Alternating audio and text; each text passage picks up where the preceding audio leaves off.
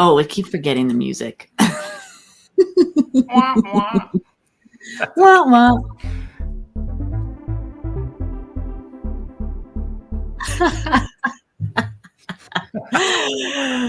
Good morning. Good morning, Or good afternoon or evening. wherever you are, and whatever time you're watching, whether you're watching live or on the replay. It's the time for a radically affirmative new thought. And, as we were just discussing, it really is a time for a radically affirmative new thought. Yeah. Oh my goodness. Let's Well, first wake of all, I up. want to acknowledge the fact that there's a different angle. Yes, thank you. Thank you. Acknowledge. I got a new computer. The way I've had to set it up, it was different from my old computer. Anyway, it's a whole thing, and here I am now. Yes. Whole new angle. Whole new angle. Yeah. But it's also, I want to acknowledge, if I start looking over here, it's because that's actually where my computer screen is and my camera's over here. So I apologize if I seem to be looking away. I'm the same way. Screen's over there, camera's over here. But I can see you. I can see you if I look this way, so that's okay. Yeah, and I can see you if I look this way. And yeah. Lillian, hello. Hello. Welcome. Come on in. So we were chatting. I'm going to launch right into it. Yeah. Because we were chatting right before we went live about what's been happening, and I want to start off by saying something that I like to remind myself of, and that is when we talk about the relationship of spirituality and politics, and we're going to talk a little bit about politics today. I want to remind people that Jesus was political. Yes. Jesus was political. Spiritual people are political. What we endeavor to do is to not be partisan. Mm-hmm. And Jesus was political, but he was not partisan. And there's something that happened, and this is why I want to talk about this, because right before we started, there's a whole process that Steph and I go through when we launch the RANT. First of all, we come on a half hour early, we talk a little bit, and then we turn our cameras off to launch the opening video and all of that. And while that was happening, there's like a whole full minute where we don't have our cameras or microphones on. Anyway, all that to say that what I got to is there was this video that was released of the Episcopal bishop at the National Cathedral in Washington, and her call for mercy and compassion to the now president of the United States. And there's been such a backlash in kind of unfortunate ways that that has been really challenging for me to see. Now, I say this because what I realized is, and I'm going to say this, if mercy and compassion, if you deem mercy and compassion as political, partisan, I'm just going to call it out. You're on the wrong side of history. So that's where I'm starting today, because it's really very, very prevalent in my mind. If mercy and compassion you deem as partisan, you are on the wrong side of history. Yeah. I don't know. So I leave it to you now to see how you want to respond to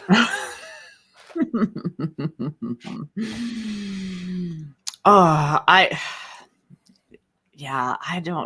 don't even know, because I cannot comprehend a lack of compassion. Like that. I don't understand how people can treat other people poorly. And I can only know myself, right? I only know myself. And I know that I show up as the best I can every single day. And so I've had this thought just this past week. If you don't like me, it's probably because you don't even know me. And you're just telling stories about something that's already inside of you, already a perceived notion, already an expectation that you are weaving a story in. Because I'm kind, I'm compassionate, I'm loving, I'm joy-filled, I'm humorous, I'm all these beautiful things that I haven't always been. I grew into myself. And so I also have described myself as an angry monk, because what everybody gets to see out here is, but what's inside of me is, it a lot of times is um, an angry monk, because I believe everyone deserves love, is worthy of love, is worthy of compassion, is worthy of receiving all of this good in their lives. I believe that. And then I see stuff that's going on, or I hear about things, and it's not even out there, it's macro, micro, right? That we see it on a global scale right now, but there are people having miniature episodes, right, of their own sitcoms and their own shows.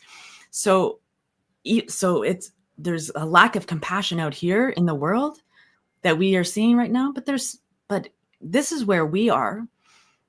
We're right here. And so compassion, mercy, those are, I mean, compassion is an easier word for me to understand than mercy. So it is a struggle for me to see people suffering. I'm a highly sensitive, empathic, vibrational tuning fork that feels everything that's going on, not just sees it. Yeah. So, I think I even said it on Wake Up, Say Thank You this morning. We can be doing better. We absolutely can. We can be doing better. Absolutely. You know, I did a post that's gotten a lot of response on Facebook earlier in the week, basically calling, you know, and I won't go into the whole post, but basically what it said is, my initial impulse was to leave Facebook because of what I perceived to be happening with that platform. And I thought, no, that's not what I want to do. What I want to do is I want to flood the space. I want to flood the space with love, with kindness. I want to flood the space with compassion. I want to flood the space with messages of mercy. I want to flood the space. And then the other thing that I pointed out, there's kind of a joke that happens in social media, and this joke plays out a lot on TikTok. But it's kind of a joke in the kind of psyche of our culture right now. And that is, you know, you've got the boomer generation, and you've got the gen, what is the millennials? I'm like, and they're, you know, at odds, but in between the boomers and the millennials, of course, is Gen X.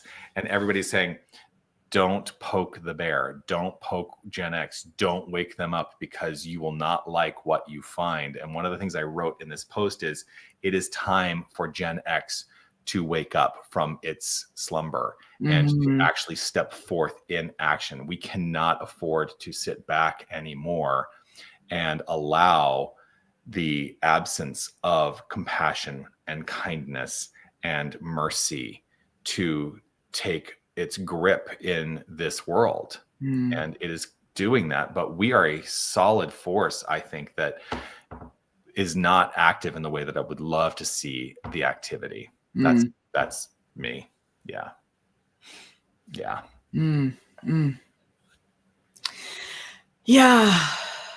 So Audrey is confused. What is unconditional love versus behavior? It's exactly that.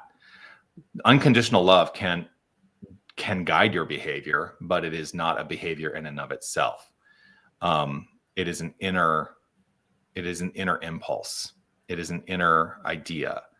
And when we live from the frame of mind of unconditional love, I think that our behavior must act accordingly. That's just me. But there are many people who do not understand themselves as the expression of the impression of love upon itself. And so their behavior contradicts that idea. And oftentimes the behavior contradicts that idea because they're looking to dominate or to say that there's a hierarchical structure. There is no hierarchical structure in infinite truth. The hierarchy is simply a construct that we have collectively decided exists, unless we've unless we reject that notion. I choose to reject that notion. Mm-hmm. No one has dominance or authority over me. I am the single person who has authority over myself. Aren't we the children of light, radiating love to all? That's a choice. Only if we are. Only if we are. That's a choice. I don't know that everybody collectively believes that. I'm teaching Discover Your Divinity right now. We're on week 3, and so I was going to go look for my book, and I realized, I gave it to a friend. I don't have a copy of it right now. And so I went off on a little rant last night about how I choose not to use child as an identifier when in regards to the divine. Mm-hmm. I'm a co-creator more than I am a child, because for me personally, being a child of something, I feel like I give away my power in a sense, because a child has a bedtime and allowance, and like there's that experience. Whereas if I'm a companion, the divine is my companion or my partner. Right. It's a different feeling for me, and I totally understand. Like so many people love and feel that warm embrace of being a child of God, a child of the divine, a child of the light. I totally get that. For me, it doesn't. I don't. It doesn't bring me strength. Well, and I want to feel strong. Yeah, well, the relationship oftentimes of children with their parents is the parent is the authority figure, right? Mm-hmm. And I don't perceive God as an authority figure. That's right. And so the metaphor doesn't work for me either. Mm-hmm.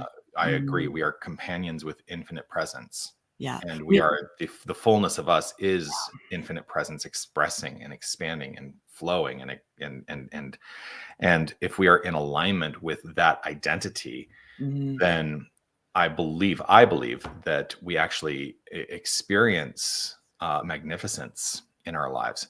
I will say I've been challenged in that this week, because it's been a hard week for me. As I was saying, we're 4 days into this new administration, and it feels like it's been 10 years. Yeah. That's just me. And I want to say that I don't blame the actors in the administration, because I don't want to go into a state of blame. What I know is that I am responsible for my well-being. So I'm doing the inner work for myself, mm-hmm. and I don't need to be adversely affected by the external circumstances. What that does not mean is that I give over and become a doormat to those external circumstances. I choose to be guided by love into action, mm-hmm. in what is going to be most supportive of the unified wholeness, because we collectively make up the unified wholeness of infinite divine presence. Yeah. That's who and what we are. Yeah. Yeah. There is a collective consciousness that is unfolding. And if we're, I often have used this metaphor as a bright light. I'm a kid from the 80s. I'm a Gen Xer, a kid from the 80s. So I had a light bright, and you can put all the lights in and make your own pictures and things like that. But so if the whole world is like, if consciousness is the light bright, I'm only responsible for this one little light. And if I plug it in and it doesn't work, then I need to look at this one little light. I don't need to look at this whole grand light bright picture. Mm-hmm. Just right where I am. How do I brighten my own light? How do I love and accept myself unconditionally? Because mm-hmm. if I can't love someone else unconditionally, it's because I'm still learning that for myself. Yeah. So yeah, there's a collective thing. Or another way of saying it is like there's a vessel that's filled with murky water, and as long as we are putting one droplet of clean, pure water into that, eventually this whole vessel will be clean and clear. And that's collective consciousness. I don't have to be responsible to change anyone else's mind. I only get to be responsible and accountable for my own thinking. Whether it's limiting or limitless, that's up to me.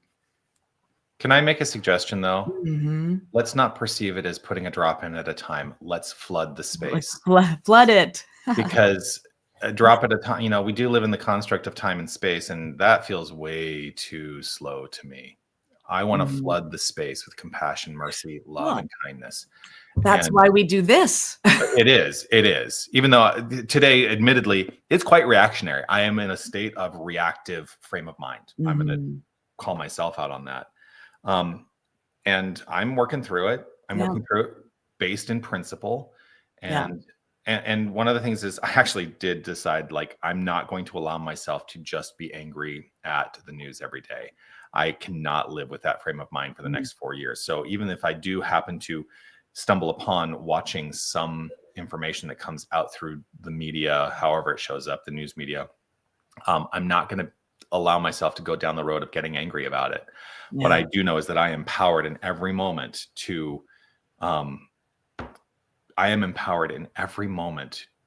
be the presence of love. And when I do that, it's we did the white stone ceremony here on the last Sunday of 2024, and I've taken it to heart that I like to do this white stone ceremony. And if you don't know what the white stone ceremony is, basically we have these stones, right, that we order, and actually we can't order them anymore because the company that supplies them has discontinued their business.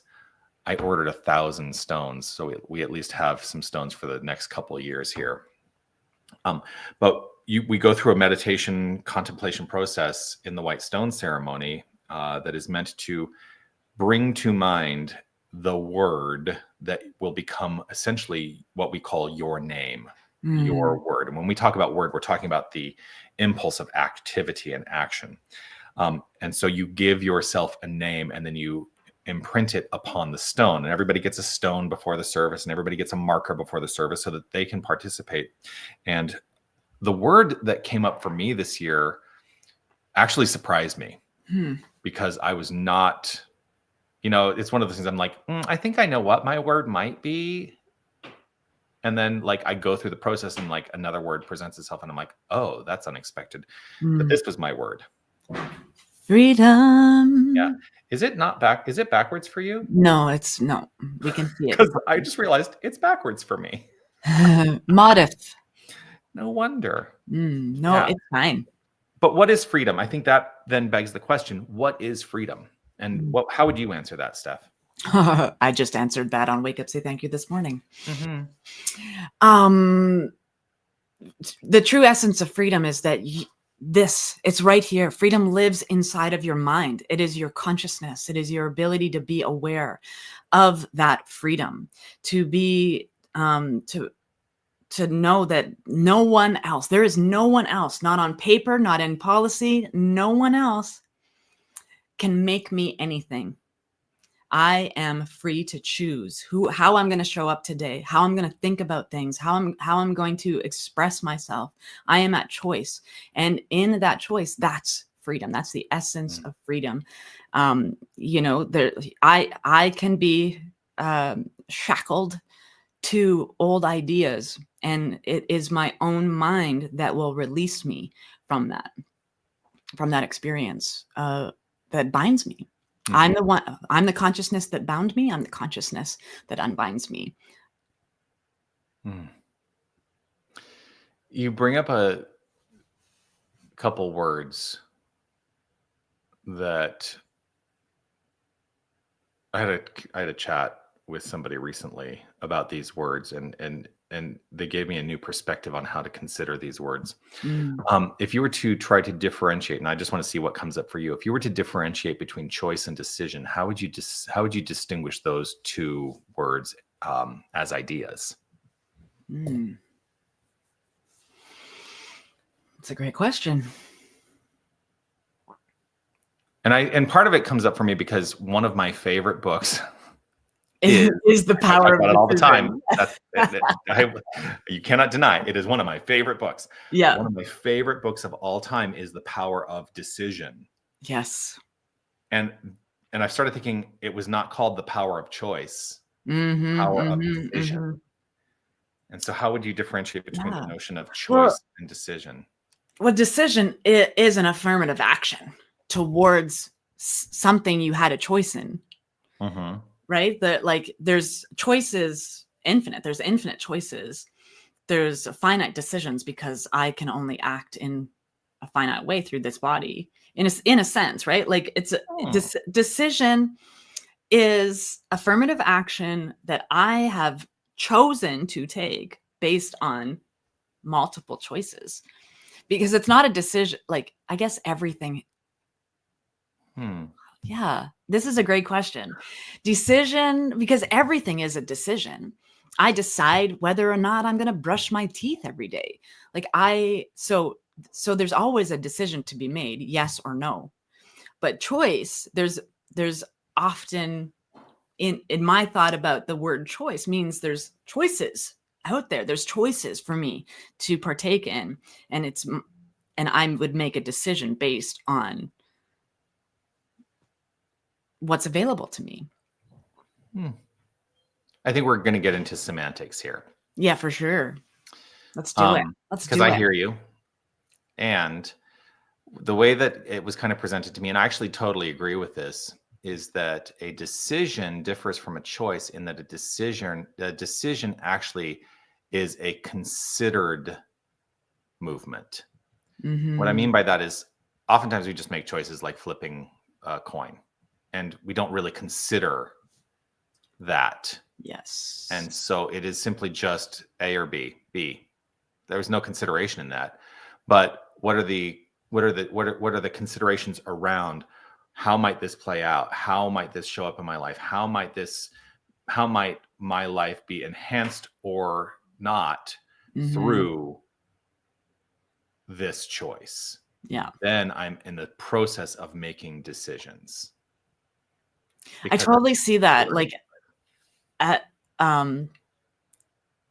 totally see that. And I find like the power, when we think about the power of decision, is that considered movement for sure. Mm-hmm. Because a choice for me is what's for dinner. Mm-hmm. But a decision is, how are we going to pay for our new brakes? We need to research. We need to call in. We need, there's a decision. Who is, like, a decision is a more thought out process. Yeah. That feels like it wasn't a choice. It was a choice for me to start something. It's a decision for me to end it. Like, I don't like, there's just, semantics. Like I say, we're getting into semantics, and I totally expected that to happen. Because I would say that what you decide to have for dinner can be a choice or a decision. Mm-hmm. I can choose to have pizza for dinner. Yeah. Love pizza. I love pizza. Just to be totally clear. But if I'm considering the nutritional aspects of that choice and making a determination whether or not that is in my best interest or not, that's the decision-making process. Yeah. And so what is a more and I think what this all boils down to is if we start to look at those constructs, how might we put them into action in our lives in constructive ways? I think that from that point of view, the way that I've defined it, and you get to define it however you want. I mean, you could just as easily say in many ways, oh, I could swap those definitions. It's really about the underlying tone. Doesn't matter the words we use. But if we're in the state of consideration, then we're actually empowered, as opposed to just making a choice, not finding the power within that choice, and just allowing life to unfold willy-nilly. with the idea that, oh, I made the choice now, this is what's going to happen. And, I didn't really consider that choice. So I think it may be stronger to actually live in the state of mind of decision making, to really live considering what the consequences might be, not to get lost in it, but to say, what do I think might be most constructive here for my life? Be a decision maker. That's really what I want to say. Be a decision maker. Be someone who actively engages, not just passively allows. Ooh, there we go. Actively engage, don't passively allow. All right. Don't mind me, everybody. I'm just taking notes. I hope you are. And if you aren't, you can always watch it again because all the videos are archived. Oh, thank goodness for that. Mm-hmm. Yeah. All right. Freedom. What it all started with. Living in the freedom. Freedom Friday. What's coming up for all y'all? Yes. Because I'm interested to see it. So let's see. In my studies, does A Course in Miracles say that all events are neutral? I wonder if others are being challenged as I am. In my studies. So in Audrey's studies, does ACIM say all events are neutral? I haven't studied the A Course in Miracles, so I can't answer that question. Yeah. So let me ask you, if you're studying A Course in Miracles, Audrey, is that what A Course in Miracles says? Yes. I would love to know. I wonder if others are being challenged as I am. Are you being challenged? The truth is, and I actually hold to this idea. I would hold to the idea that events are neutral. They only have the meaning that we give them. That's right. That would be oneness. Yeah. And that is, even though A Course in Miracles is not necessarily considered part of the New Thought paradigm, we have corollaries, and we're very much in alignment with A Course in Miracles and the teachings of A Course in Miracles. But to say that events are neutral is very much in alignment with New Thought, because yes, nothing has meaning except the meaning we give it. Right. We teach there is nothing good or bad, but thinking makes it so. Thank you, William Shakespeare. Yeah. Yeah. Thank you, William Shakespeare. Yeah. Yeah. And when I think that's our biggest challenge is to learn how to see every situation as neutral so that we can make better choices and make better decisions. Yeah. For ourselves, right? Sure. Like if I am the flamethrower on any drama that has ever shown up in my life. I have been the one who's been like, well, let's add some fire to that. Let's add some heat to that. Can I just say though, before you go on anymore, yeah. I'm having a little bit of a personal challenge, and this is the meaning that I give to this. I'm having a little bit of a personal challenge with the metaphor of fire, just because what has unfolded in LA, which is I lived there a quarter of my life, and so heat. Can I use heat? But it is a neutral idea until I gave it meaning. See, I'm actually demonstrating exactly what we're talking about. Right. Yeah. So here, like I turn up the heat. It's neutral, like an oven. An oven doesn't cook anything until we turn it on. Yeah. Right. So it's that same thing. What are we turning on in our lives? What are we doing? How are we turning it on? Because when we show up there, like, a book is a book. It has pages. Life is life. It has breaths, and what we give it is our own perception, our own experience. So everybody's being challenged today. Woo! The two things I have to tell you, when you were talking about ovens, and they don't they don't cook anything until you turn up the heat. I started thinking about, because I'm a Gen Xer, the Easy Bake Oven, very much a part of my childhood. And the joke that goes around sometimes that says, "Oh, the cookies that I started making in my Easy Bake Oven in 1976 are just about ready."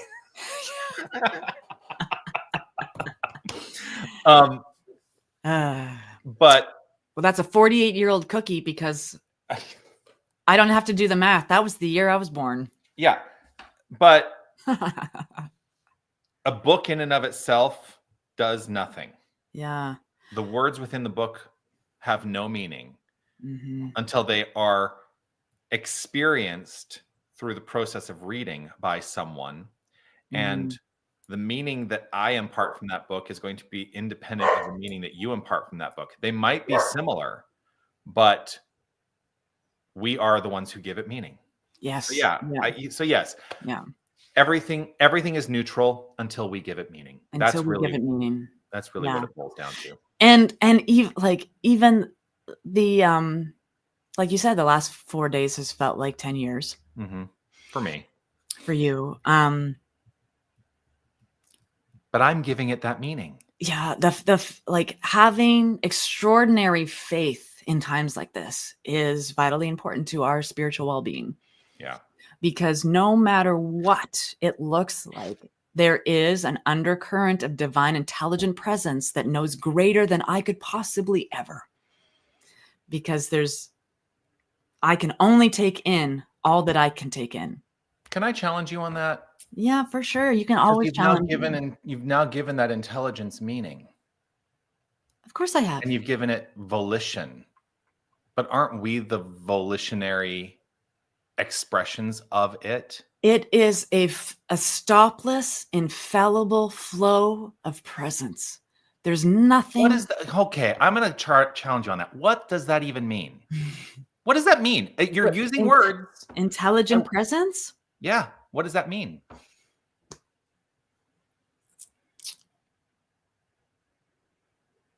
Aha. See what happened? There's a power in the universe greater than I am. And I can use it. I am not the entire power. I have the capacity and potentiality to use that power and to direct it and to flow. Life is happening whether I'm involved in it or not. And so as an intelligent presence that has somehow placed the earth like no other thing, as far as we can measure so far, you've asked me, so I'm defining. Mm-hmm. So in that, if the earth was 1 degree less or more in a gravitational pull, we would not exist.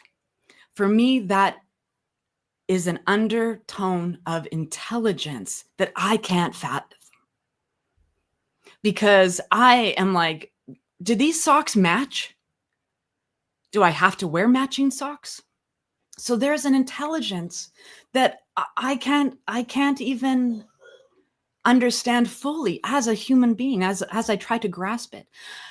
I study, I contemplate, I meditate, I pray. I use that power to direct my life. I use that intelligent presence to have something tangible in my life. I create substance into form, just like that divine power and presence. So no matter what's happening, whether I exist or not, whether I'm present for it or not, there is something happening that is measured by human beings as time and space. So whether or not I perceive good or bad is happening, something is happening. Something is happening. We give it all meaning. So intelligent presence is unexplainable. Just like how we try to define the word God by using other words. It's undescribable. And yet we're always trying to define it. Right? And I mean, right here in this book, I'm sure it's highlighted. I have to look over to see what book you're looking at. Mm-hmm. Mm-hmm. Mm-hmm. I don't know where it is, but it. So. Yeah, go ahead. So I think the word that I'm really stuck on is the adjective that you're using. I think it's just presence. I don't think I want to define it as intelligent presence, because that is endowing it with what we perceive to be a human quality. And I think it is simply presence. Its nature is constructive. I believe that. But when we start talking, and you know, I get it. I've read all the books. I can understand a point of view around calling it intelligent presence, but I think sometimes that limits it too much. Well, we definitely know what unintelligent looks like. Well, yeah, because it's demonstrating itself all around us. You know, but if it was an intelligent presence, why does it allow the capacity for unintelligent expression? Because it's not something that can allow or not allow. So where's the intelligence in that? It is presence. Exactly. So yeah, it is definitely some semantics of and preference for sure. But I don't know, like the word allow. Oh. God does not allow me to do anything. I'm free. I am free. I was born free. So there's no allowing. God is not allowing us to do stupid things. We're making stupid choices because of our limited thinking. So yeah. But I think then the thing that we need to be careful of is that does not necessarily support the implication that God is intelligent presence. God is simply presence. We are the ones who express intelligence or a lack of intelligence as the incarnations of this presence. Good Point. Me. It's a great point.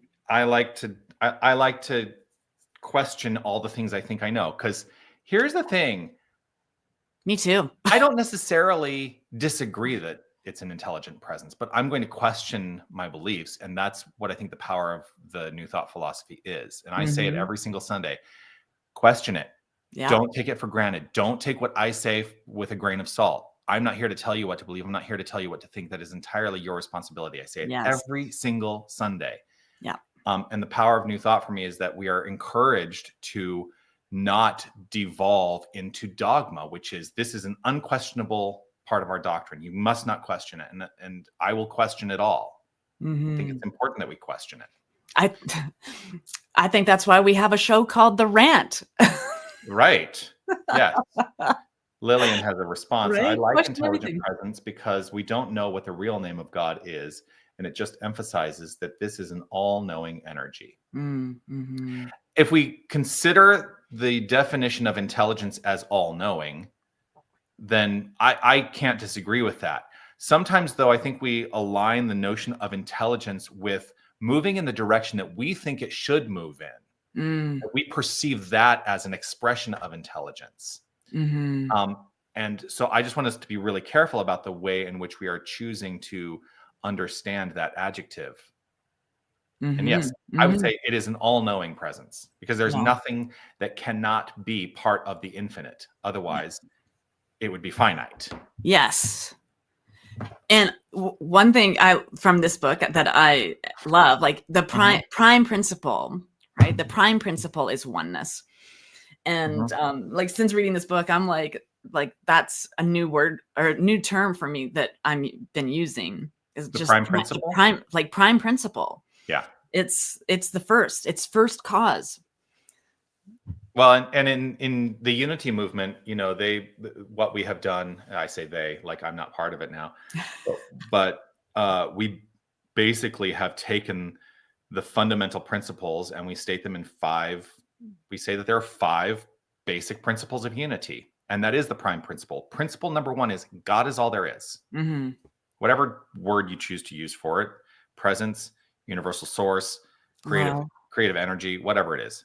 God is all there is. Nothing else exists. Nothing. Yeah. That's first. Second, the second principle is we are facets of, or we are the expression of that presence and power, because we cannot be separate from it. You know what this is starting to sound like? It's starting to sound like prayer in the form that we teach. God is, we are. We are the identity of the divine. All creation is the identity of Yes. the divine, right? Claim your divine identity. The third principle is our thoughts, our beliefs, and I like to add in our feelings. Our thoughts, our beliefs, and our feelings are the things that are constructing the expression of our lives. Mm-hmm. And so as I believe, it is so. Just like Jesus taught, it is done unto you as you believe. That's the third principle. The fourth principle is the tools we teach to direct our thoughts, our beliefs, and feelings. The primary tools we teach are prayer and meditation. Yeah. Right?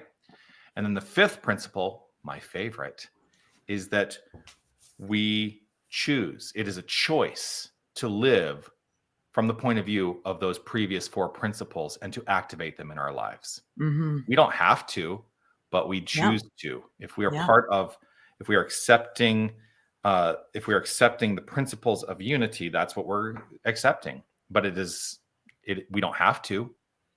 Yep. Yeah. Yeah. The law is working whether you believe in it or not. That's what we teach. Yes. Yeah. Yeah. So in the chance that it does work, I'm going to practice. Absolutely. No, it does work, and I can direct it. It does work, and I can direct it. Yes. Yeah, absolutely. What is God? I have evidence of its demonstration through my life. Yes, because God is good, orderly direction. Mm-hmm. Yes, good, orderly direction. Yes. Or perfect time, perfect order, perfect place, perfect space. Yeah. The divine. Yes. Yeah. Yeah. Oh my goodness. I love when we're feisty, Jonathan. I love it. I know. Our feisty we're feisty today for sure. For sure. How's everybody doing? We have been ranting for some time. How are you? How's everything sitting? Like Audrey, I would love to know. You said, yep, challenge. Would love to know like more about that. What's challenging you? What are you working on? What are you shifting? I would love to know. Mm-hmm. Mm-hmm. William has returned from another glorious day of hiking in the Catalina Mountains. Yes. Hey, I read that without my glasses because I'm doing actual prayer work for my eyesight and it's working. Love it. And if I were, if the light was not blowing out those windows so much, you might be able to see the Catalina Mountains right out there. Oh, that would be lovely. Lovely. Yeah. Should we tell everybody we picked dates? That we have picked dates. Pick dates for Steph's coming to Tucson. Yeah. Picked them.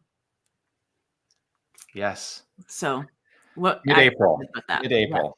Yeah, coming in April. Be here. Yes. So that's going to be fun. You're going to be here on Palm Sunday. Ooh. Yeah. Are you going to do something for Ash Wednesday? I haven't really given it too much thought. Yes. So no. Oops, what am I doing here? Actually, I'll be teaching a prayer class that night based on the book Discover Your Divinity by Marcella Whitsitt and Deanne Weir-Morency. Yes, it is so good, you guys. And it's a quick read too. If you already are aware of affirmative prayer or spiritual mind treatment, like read this through, and you'll still have highlighted almost every page, the whole page. Like I have been studying spiritual mind treatment, affirmative prayer for 17 years. And I loved her book, How to Pray Without Talking to God. I was like, this book is the best book on prayer I've ever read. That was her first book. And then it was like she took that book and then put it in a melting pot and distilled it down even more. Mm-hmm.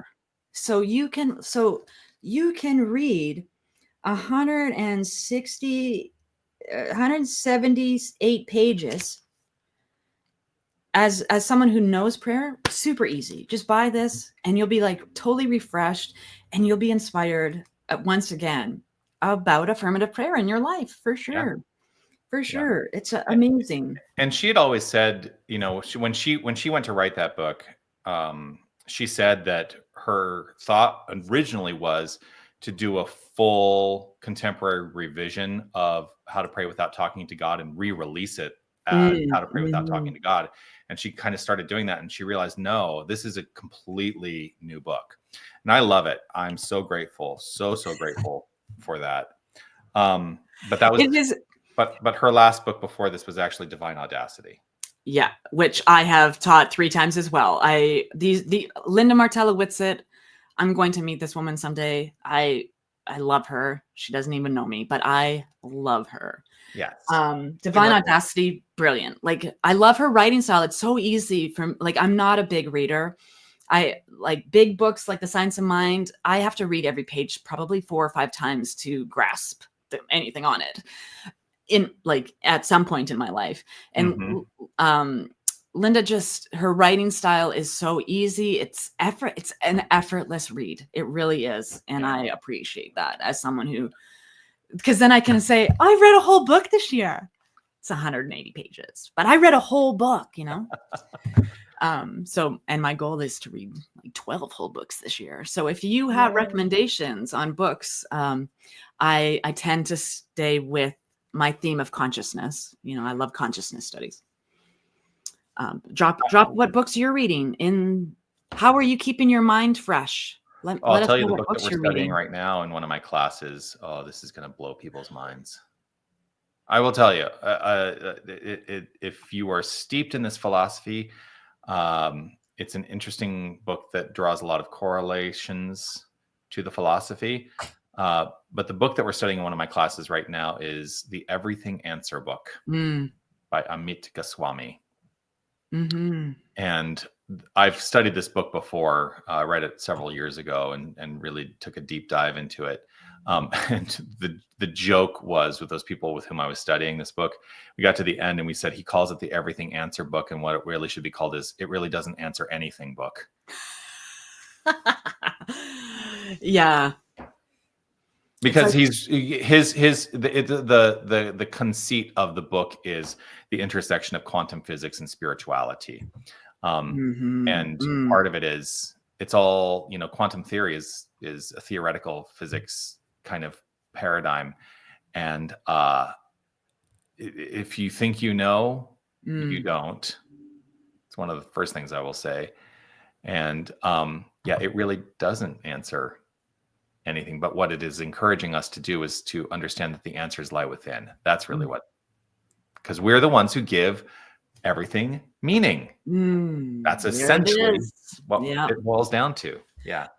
I just saw that my mom hearted, and she sent, my phone is downstairs charging, but she did send a rant idea. So we'll cover it next week, maybe. Okay. I can't remember it now. Something about deeper understanding of grace.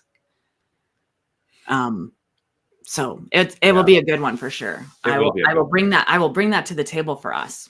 Okay. Yeah. Grace is definitely something we should talk about. Yeah. Yeah. Yes. Yeah. I put forth a definition of grace because a lot of people, it's like, what does grace really mean? I put forth a definition of grace many years ago, and I should go dig that up because it got a lot of response. And a lot of, it actually drew a lot of challenge for people. So I'll see if I can find that. I think it was something I posted on Facebook like in 2010. Oh my goodness. Yeah. 15. Oh my goodness. Ago. Can you believe 2010 was 15? Can you believe we're a quarter of the way into this century? No, I can't. What happened? I cannot. Yeah. It's because we're time travelers, Jonathan. We have traveled through time, and a whole quarter of a century has passed us by. Hasn't passed us by. We've been fully immersed in experience. I have been fully immersed in becoming the moreness of me. Yes. Yeah, absolutely. Yeah. Yes. Yeah. Oh my goodness. I need a nap after this rant. It's a good one. It's been very lively. Yes. Oh, I love this. Okay, so I went off Facebook on Monday and plan to stay off for as long as I can stand to. LOL, right? It's a choice. I deleted my X account. I deleted it back when it was Twitter. Yeah, I deleted it a couple of years ago. Mostly because I just didn't use it. And when I would explore X, I was like, yeah, none of this appeals to me. Yeah, it's not mine. It's not mine. But you know what, Anita, I know you're off X right now. if you can stand just going on X for just a moment, go look at the post that I put up 2 days ago. Just see what the impulse of, because I had posted I'm leaving Meta platforms, going over to Blue Sky. I did start a Blue Sky account, so I'm posting some stuff there on Blue Sky, but I am making a conscious choice to remain on Facebook, and like I say, flood the space. Flood the space with love, kindness, compassion, mercy, and to not be reactionary. Yeah. It's good practice, right? If we truly are, practicing unconditional love and acceptance, we have to be out with the people, because it's the people that rub us the wrong way that is going to teach us unconditional love and acceptance. Because I love everybody from right here in my cozy little studio office. And I don't have to leave my house very often. And so when I do, I make sure that I am taking my loving presence with me when I go. Because people are out there. Yeah. I'm just What is Blue Sky? Blue Sky is another platform. It's similar to Twitter or X. Yeah. What was that? I will tell you, my back in challenge the with Blue 90s? Sky is I don't feel engaged on Blue Sky. Like I look at it sometimes, I'll post stuff sometimes, but I don't feel compelled or engaged to kind of sort through all of the stuff that gets posted there. Yeah. Yeah, it's interesting though that you said there's too much negativity on Blue Sky. Hasn't been my experience on Blue Sky.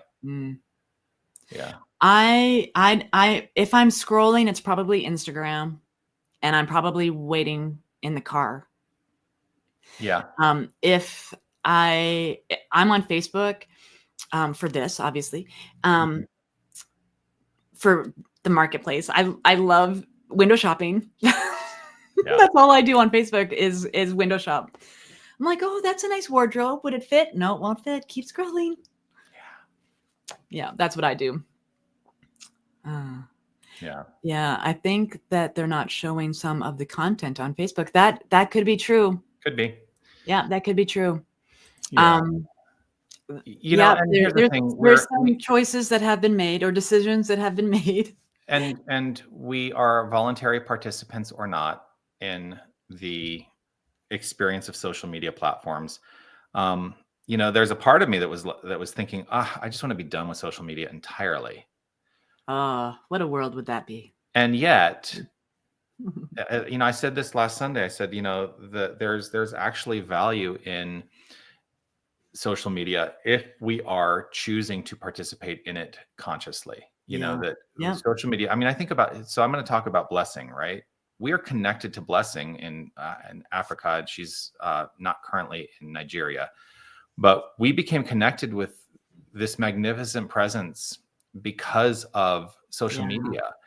And, you know, she has been an active part of this spiritual community, even though she's never stepped foot physically in our space. Yeah. And I think about that. And it's when used purposefully and consciously, we can create community. Is it an excuse for in-person community? No, it doesn't mean that we shouldn't be engaged in in-person community, but it is a corollary to it. And I think that we're the ones who actually create the constructs. If we allow, and that's the thing, we're the ones who allow the negativity to take root in our social media spaces. And that's why I'm saying we can flood the space with creativity, with compassion and grace and mercy and kindness and love. Yeah, absolutely. It's ours to do. I mean, without social media, One Love Awakening wouldn't be around. We are an online virtual community. And so, I mean, I have not, outside of my sister-in-law, who is a beautiful soul on the board, on the leadership council. It's beautiful souls I've met through Facebook or I think it's been pretty much Facebook the whole time, right? We've been doing Wake Up Say Thank You has been on Facebook for 7.5 years, almost 8, and 7.5 for sure. And so this ministry, it is here because of social media. So I'm going to keep using it because it's this internet, this ether that is between us is being filled with loving prayer 5 days a week. It's being filled with meditations and good nature of the divine throughout. And it's not just me. There are thousands, if not millions of people putting this message out into the world about love. So whether it's I used to say this, whether it's a 3-second or someone who stays and watches a whole hour of us, oh my goodness, thank you so much, beloveds. Indeed. But a 3-second, that's in someone's consciousness now. 3 seconds, me saying I love you, me saying I bless you, me saying all good things I want for you, right? So I believe that. I believe that my energy is purposeful and intentional and directive into this internet thing, this web that is invisible and holding us all together. And so absolutely, we can use this as a tool for good in the world. And so it is. Yeah. I even, One Love Awaken has even gotten the Facebook like nonprofit grants money. Like they've just gave us some money because we're a nonprofit. Love that. Yeah. So,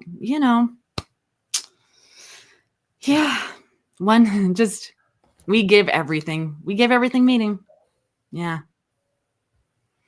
And at the same time, recognizing Anita's comments here.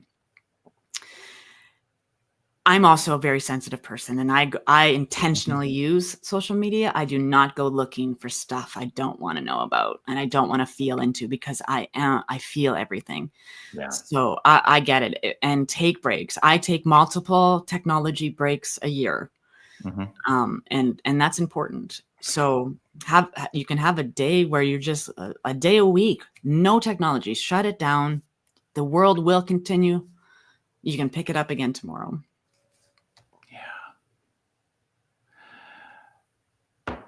I have so many thoughts going through my head.